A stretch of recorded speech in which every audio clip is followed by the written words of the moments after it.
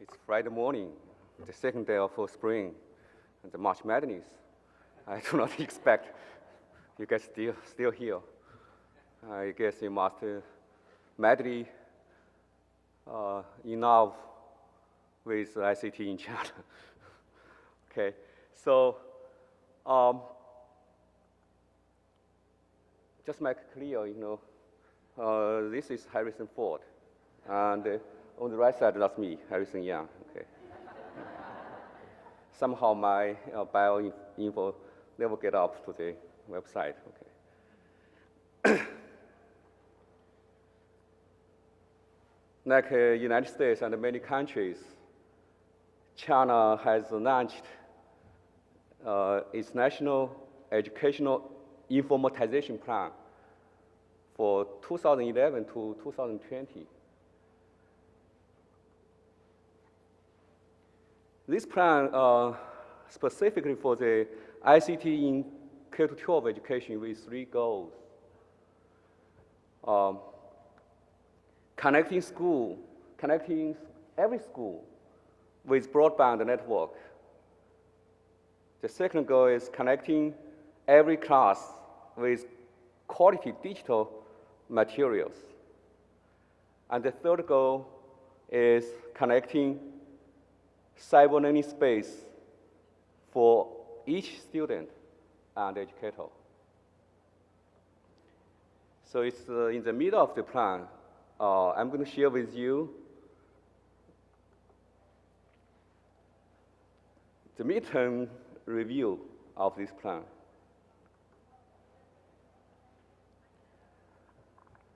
The goal number 1, connecting schools through broadband network, is provide broadband network to access internet and build ICT infrastructure for each school to support teaching with technology. So how to meet this goal? Most provinces have made a joint effort with governments planning, enterprises, contribution, schools, continuous utilization. So basically, the local governments make the overall plan and the policy, they negotiate with telecom corporations and sign with the MOU. Those major telecom companies provide internet access for school with reasonable price and the technical support. Then the school district encourage teachers to use ICT and pay for the service. As you may know, China is a big country. There are many schools in the rural area, which is still extremely under development. So for those schools, central government just buy everything for the ICT, hardware, software, and the basic training for teachers. This model seems like very effective so far. I can give you 2 examples. The Guizhou province, which is in the middle south part of China, is an underdeveloped province. So the major telecom corporations worked with the government and led the optical fiber to all schools. Then those schools depend on their needs, start to rent the service for teachers. And Guangdong province is in the east coast, which is a highly developed region. So the telecom companies put all these broadband network through all schools for free, for the first 3 years for free. After 3 years, those part of schools in this part areas start to pay 200 Chinese yuan per year, which is $30 a year. And the rest part of schools in these areas still for free.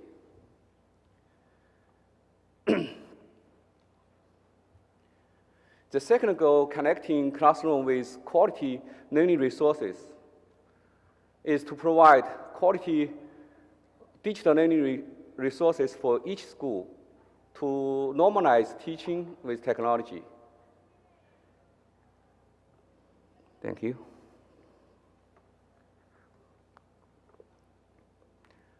In order to meet this goal, the central government and the provincial governments, again, worked with the company to connect all these digital learning resources, put into a public platform, and share with schools, students, and teachers. This is the figure of the national public platform of education resources developed 2 years ago, and now it's become quite popular. Here's the actual logs.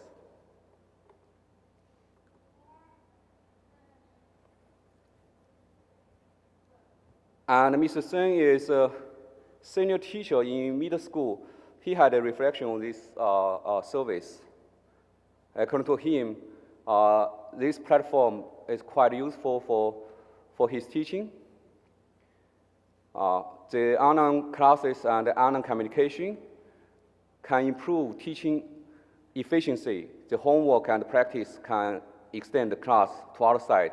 In a word, the platform makes learning happen beyond time and space.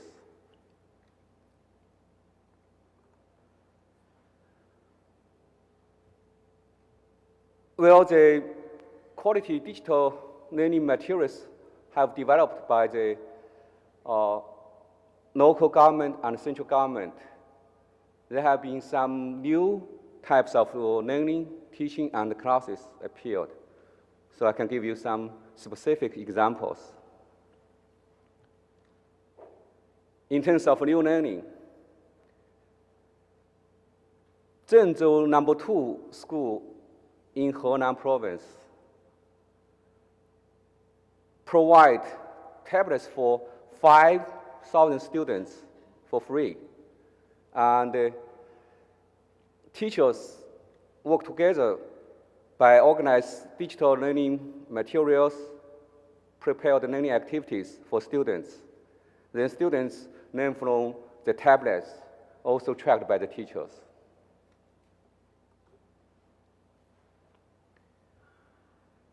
Nanshan Experimental School in Guangzhou. The entire school, most of the teachers start to work with students by facilitating students work on their web quests.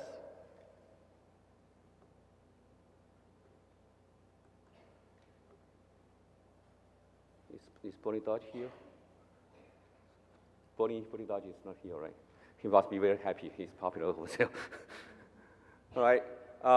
And Chongbei Elementary School in Sichuan province start the knowledge forum for the class learning activities. So students can work together to co-construct and share their knowledge.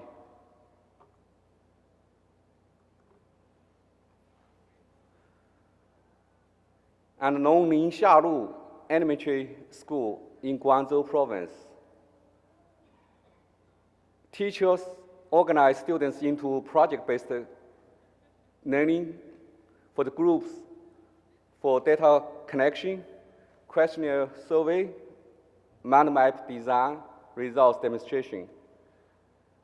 And as far as I know, a year ago, I went to Guangzhou.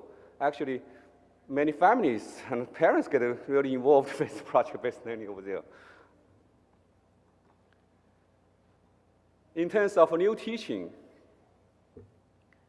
Sandal Street Elementary School in Wuhan, which is Central China Normal University over there in the same city.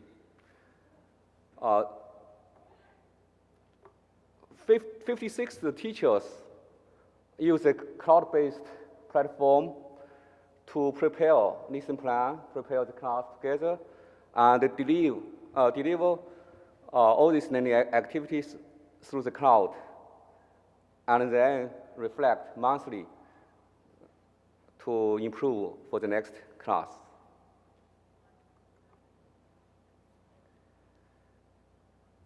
Hepingli number 9 middle school in Beijing, instead to use a traditional paper-based textbook, they start to use e-textbooks for their students. So according to those teachers, they found the interaction between students and teachers is significantly improved. In terms of new types of class, have you heard about one-teacher school? This is very common in China. In those rural areas, the entire school has only one teacher. He or she needed to teach all students with different ages, grade levels, and subject areas. So this makes very difficult for the class to meet the national standards. Well, in Chengdu City, Sichuan province, the school district encouraged those central schools with rich digital learning resources to designate class delivered to those rural one-teacher schools. So the students in the rural one-teacher school can have the same quality of the class, such as music, science, and art.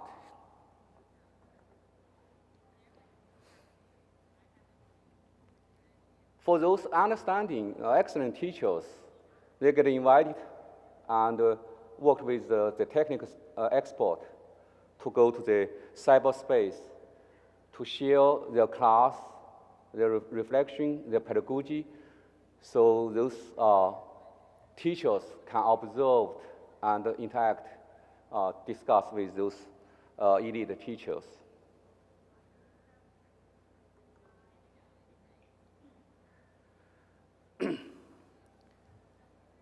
And initiated by the Renda High School, which is a model school or key school, national key school, key high school. They started to organize the Union of Open National Basic Education Resource. So basically, this union just opened all their courses across the whole country. So those rural area schools can observe what happened in this key school learning activities.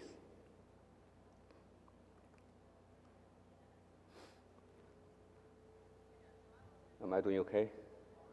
Okay. It's Friday morning, so usually Friday morning for me is start in Chinese. No? All right. All right. So the goal number 3, connecting cyberbase for each student and teacher. This is kind of learning community with personalized learning environment. Ideally, each person, student or educator, should register with the real name so they can organize and supervise it.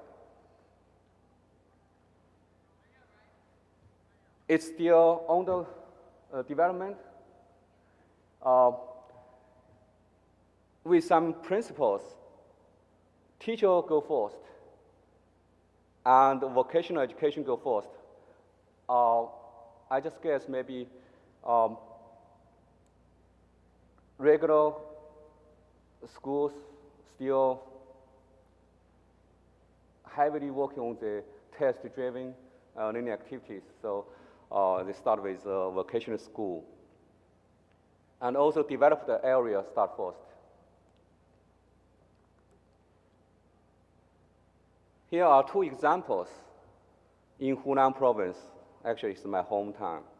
So Changsha Social Work College, they conduct a survey with the enterprises and ask what they need from them. They start to work together with the learning activities and the content, then share with the students. So they know exactly what kind of human resource they can prepare for the enterprises.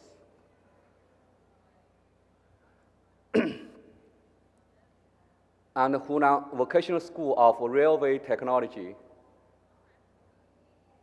they use the learning cyberspace collaborated with the field expert, so the students can observe the real work in the enterprise.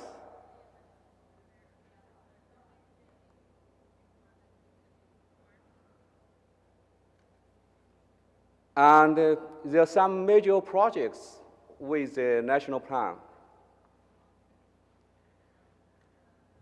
The first one is called the expanding coverage of digital learning resources in one-teacher schools. In November 2012, Minister of Education and the Minister of Finance jointly initiated the project of expanding coverage of digital learning resources in one-teacher school. So they want to make sure those rural area, those schools in the rural area can receive the quality learning materials. For some areas, actually, the optical fiber cannot reach, so they send the satellite receive devices to the schools.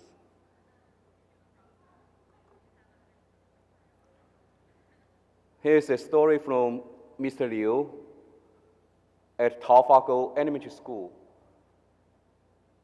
in Qing Mountain area. He has 7 students from grade 1 to grade 3. Okay, and he needs to teach all these content areas. With this project, he can actually manage all the 8 required courses for 7 students. He's quite happy, as you can see.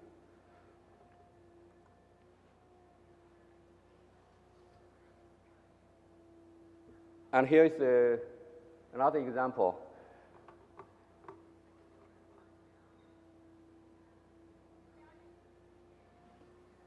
The teacher in the central school teach the class, and the students in the rural area receive the instruction.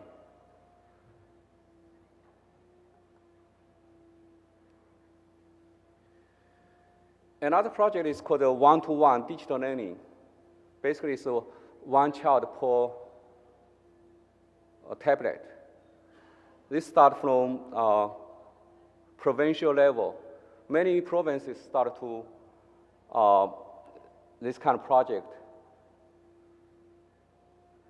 They give each student a tablet with learning materials. According to the Xishan High School in Beijing, they found this kind of learning project can improve students' achievement.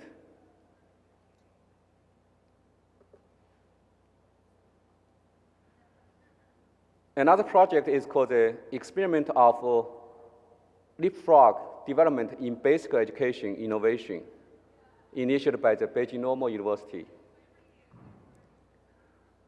Instead of each student receive a tablet, for those students in the rural areas,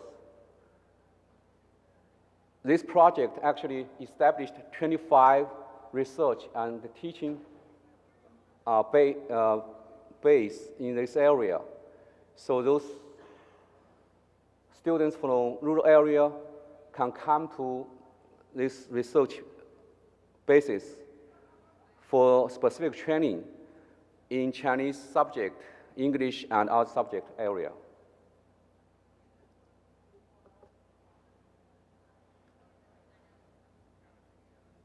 According to the Haiyuan County in Ningxia Autonomous Region, they did the comparison study. Students in the experimental school compared to those students do not participate in this project. The experimental group had a significant improvement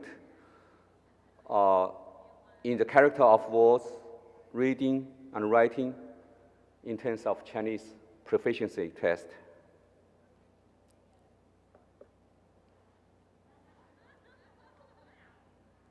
Three years ago, the Minister of Education started a project called the National Teacher Preparation Project.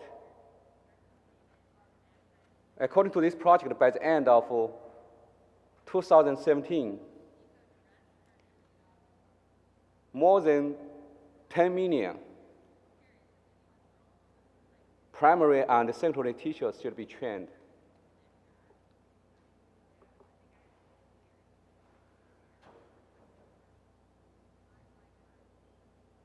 So, to meet this, to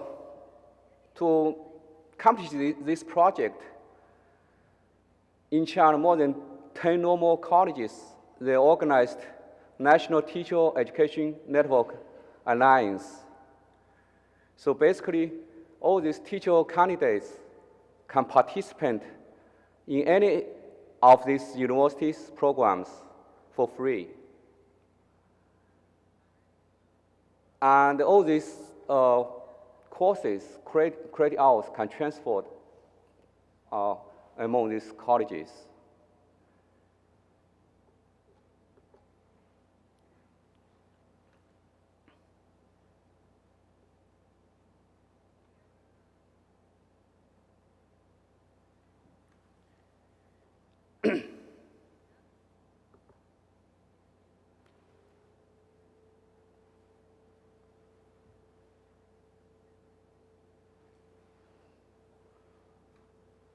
Well, last night I checked my PowerPoint slides. I found there are like 60 slides. So I started to delete crazily, and now somehow I'm done with the slides. So.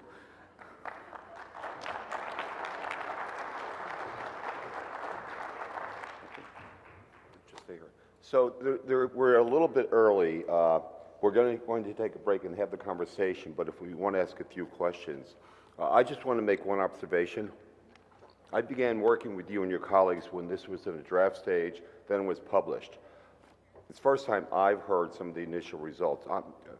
You're in the States long enough to know that the world's overwhelmed by the numbers that are going on. The one teacher school concept, 67,000? Is that what are those numbers? Right. I mean, the numbers are staggering. So I can't believe, I guess it was about 3 years ago, the draft, and then the publication, and this much progress, and the enormity of the task is overwhelming. So we can take a few minutes for questions for Harrison, and then a break, and then we come back for the more informal conversation. Yeah, please, Nikki. Good. And he takes questions about film, too.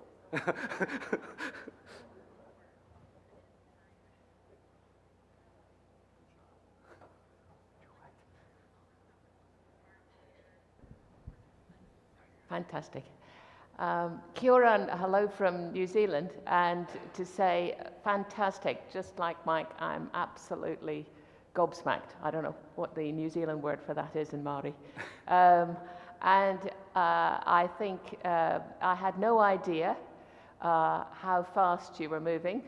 In a way, I'm sort of not surprised, but I can't just be amazed. We have some students going to China to work in kindergartens as their student placement and to collaborate in English-speaking kindergartens, which brings back wonderful experience to us in New Zealand because, of course, we have lots of students with many aspects of Mandarin speaking and so on. And I'm wondering how you are working with the students in your initial teacher education and bringing those faculty on. Obviously, some faculty are working with the school teachers, but what about, does that involve all of the faculty? Is initial teacher education institutions like Beijing Normal moving so fast as well? Well, let me give a try to answer your question. The normal universities in China, many is prepared for teachers. But somehow, let me say, 10 years ago, all these normal universities, they have a very ambitious goals. They wanted to become like Harvard or Yale University, and they lost their focus for prepare teachers. And as I mentioned about the National Teacher Preparation Plan, started 3 years ago.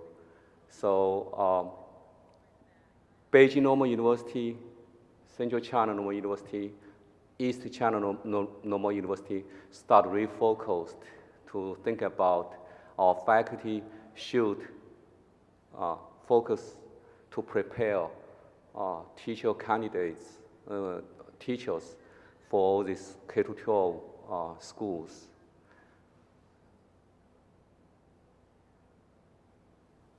Am I answering your question? So Harrison, he teaches in the States as well.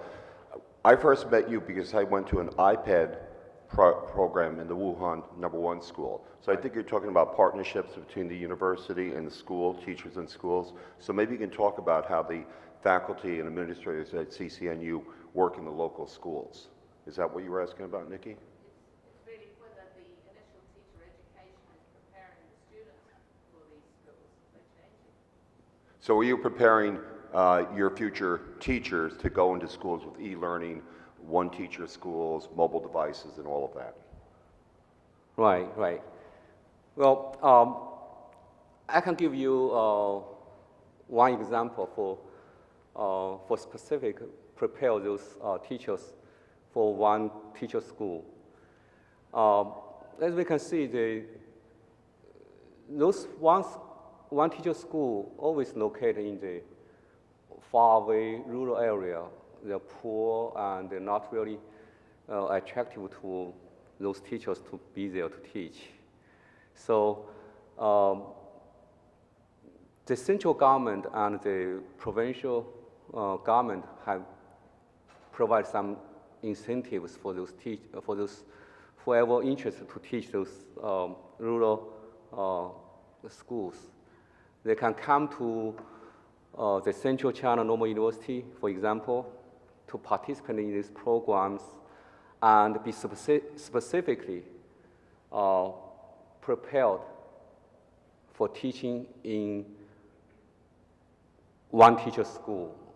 So as I experienced, they spent probably 1/3 of time in the Central China Normal University, work on the learning content, national standards on these curriculums, and the rest, 2/3 of time, they actually go to the real field for the practicum and all these faculty members provide technical support. Whatever they want, then they come back, work with the university programs and also the provincial government for the funding. Most of the work I've done in China has been on the East Coast, the developed cities, which are, you can't use the term developing, they are developed. When I started working in Wuhan, I heard the stories about dealing with the migration, largest migration in human history, people from the rural areas.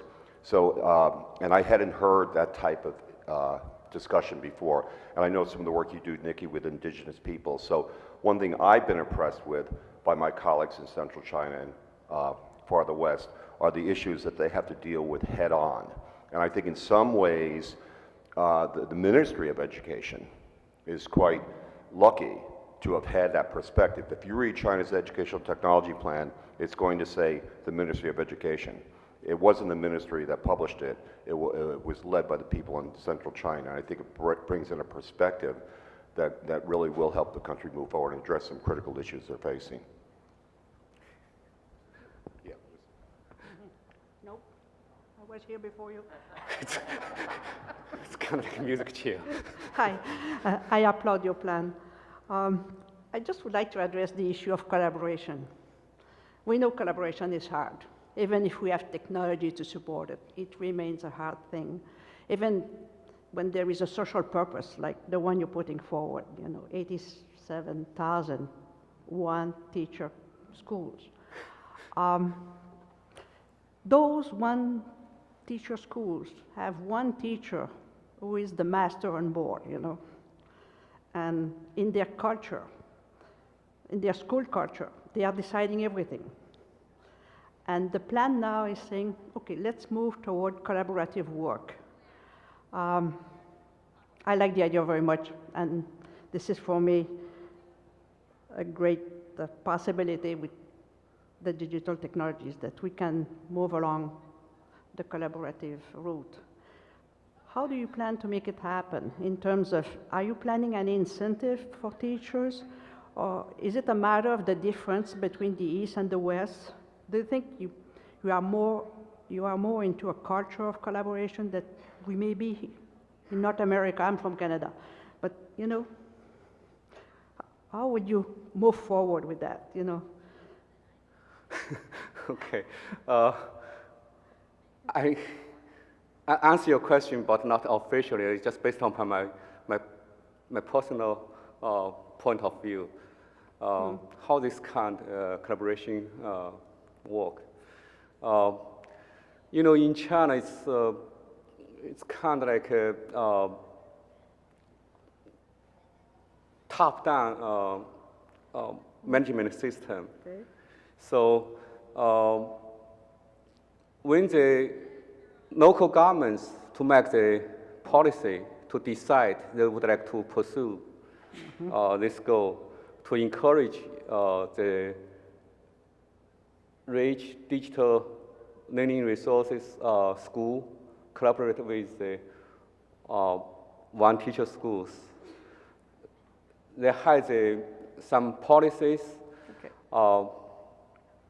actually required those schools to have the partnership with one-teacher school and also assessed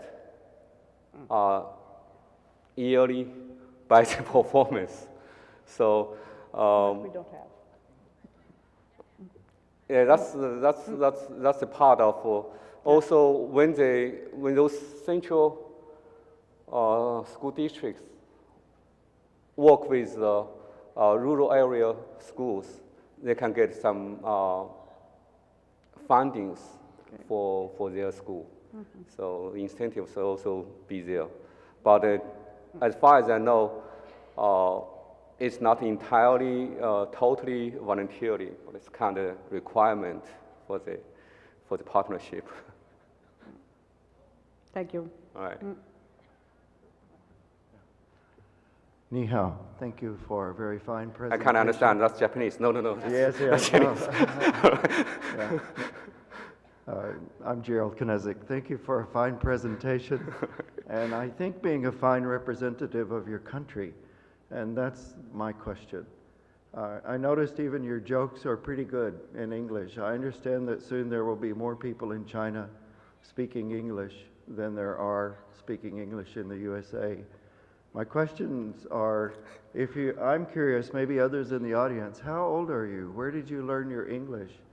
How did you learn our culture? Well, I'm 18 years old. I'm still a teenager,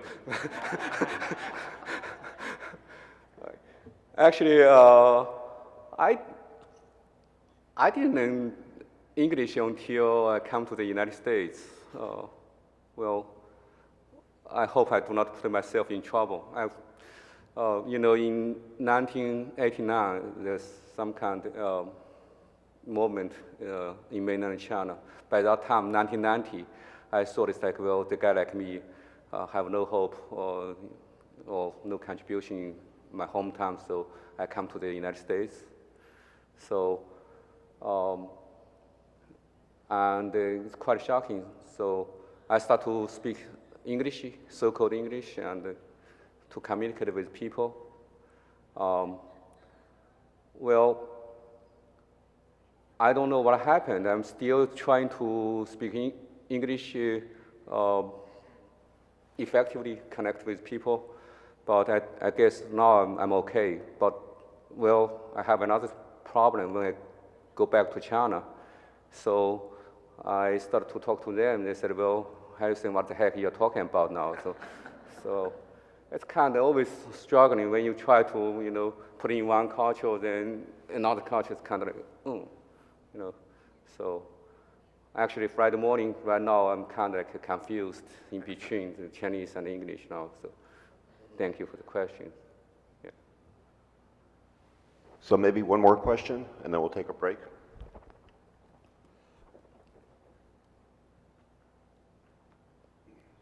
Hello, good morning. Yeah, I just want to ask one question because aside from lack of teachers, in the Philippines, we're also combating digital divide. So have you encountered any challenge of bringing the technology to areas so that you could manage the one teacher classroom?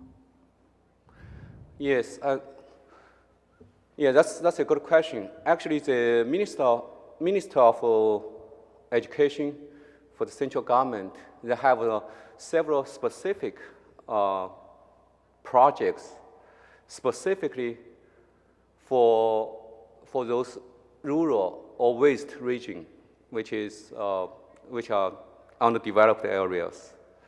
So again, financially and policy have been developed specifically for those areas.